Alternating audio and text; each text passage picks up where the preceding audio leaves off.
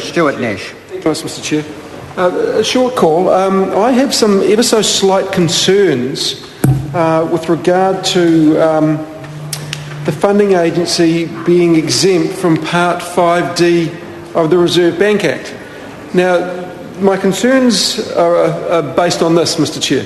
Part 5D of the Reserve Bank Act sets out a whole lot of requirements that financial institutions must take into account. Things like, for example, capital ratios, credit ratings, which the Minister has talked about, and it will have to have some sort of credit rating because no one would invest in it, or if it didn't have a credit rating, but liquidity ratios, minimum capital requirements, limits on related party exposures, and maybe that's the reason why it is exempt, because limited party exposures. But one of the major things that I think is important about 5D of the Reserve Bank Act is it requires financial institutions to have a risk management strategy.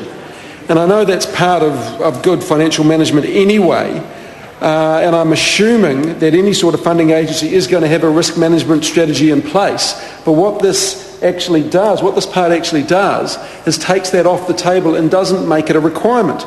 The other thing I would like to know is, obviously this isn't government backed, but it's backed by local authorities. And what will the ratepayers of one local authority, or what is the risk of a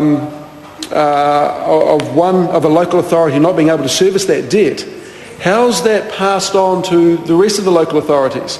Now, I mentioned the Hastings District Council before. That is about $90 million worth of debt. I'm not saying it has any liquidity problems at all, but what happens if one of these local authorities cannot meet its obligations? Does that mean that the rest of the local authorities actually have to pick up that and carry that risk? Therefore, when I read this bill, I initially thought this will be low risk but low return, and that's fine. As Pete Hodgson talked about, we need depth in our capital markets, and as I mentioned before, when I look at this, I think, well, maybe the risk isn't that low that I initially thought, because A, of the exemption of 5D, and B, some of these councils do have quite a bit of debt. And so how is that apportioned and how is that allocated? Another thing I'd like to talk about, and Pete Hodgson mentioned this, and I talked about this when I first spoke on this bill, is the ability of New Zealanders to invest through the bond market in infrastructure assets. And Pete Hodgson talked about the university sector, for example. I mean, I worked at AUT as their Director of Strategic Development. Pete Hodgson talked about this as an institution that has quite a high debt level. Now, when I was there, we talked about the fact that wouldn't it be great if we could actually issue bonds? We can't do that under law. In fact, no government agency can issue bonds under law at the moment. But I think maybe this is the start of this whole market being opened up, and the depth it could possibly provide is fantastic. It's fantastic. We know, I think the Canterbury bond offer fell over, didn't it? The Westpac one.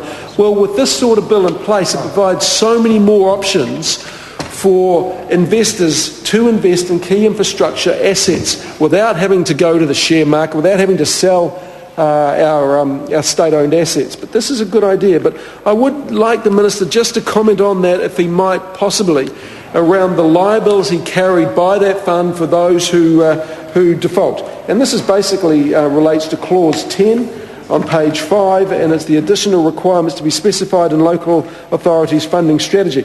The other thing that I was a little bit mystified about, and correct me, I didn't sit on the select committee, so maybe you'll be able to, it's a pretty easy question.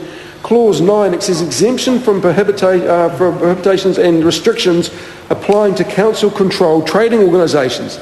And says this section applies only if the funding agency is also a council-controlled trading organisation. Does that mean that there is a possibility that this funding agency will be a council-controlled funding agency or not? That's where there's a little bit of confusion here. I read the bill and I think there's only going to be one funding agency. Is there a possibility that there'll be another funding agency, or there'll be two? One that manages Auckland's bond issue and one that does the rest of the country's bond issues? I'm not too sure. And perhaps the Minister can just clarify that for me. Because what it does say here is in Clause 9, and I quote, a local authority may give a guarantee, an indemnity or a security in respect of the performance of any obligation by the funding agency.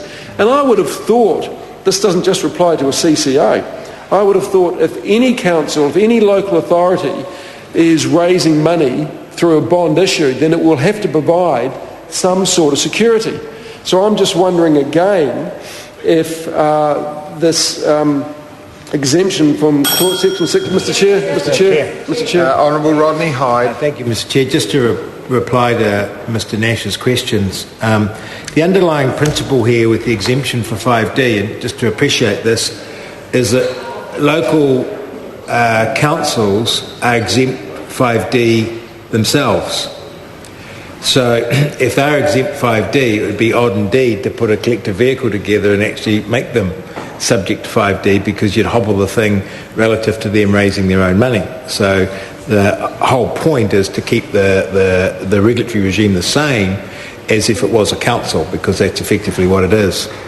In terms of a council defaulting, of course, that would be then carried by the other councils. That's implicit in the nature of what's being proposed, and in fact it's that collectivity of that debt that actually gives you the advantages that you're seeking. The thing that I would point out is that I don't think we have any experience of a local council ever defaulting. So if you think about that for a minute, a council's never defaulted in New Zealand. If you wrap up a vehicle that represents them all, the chances of the thing defaulting is very, very, well, it's, unimaginable in the New Zealand setting of financial regulation and management. We had a Greens haven't got two.